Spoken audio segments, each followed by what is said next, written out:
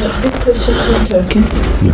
When Ahmadiyya spreads all over the country, inshallah, how will be the relationship between the people in the power and the Khilafat?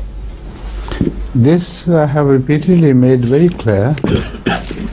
Not only I, but before me, Hazrat Muslim, the second head of the Ahmadiyya community, spoke on this issue and made it absolutely clear that no Khalifa would ever accept a political role directly to play. He would not occupy a position of government, because he will be common among all the states of the world. So as such, it would be impossible for him to represent one state and the interest of one state alone.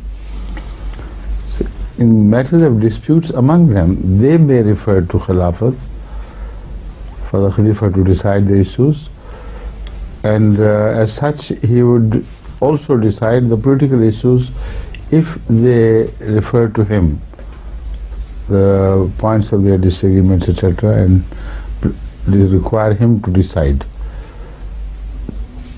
But otherwise, his main occupation would be the spiritual and moral upbringing of the entire world, and to monitor the situation, religious situation everywhere in the world.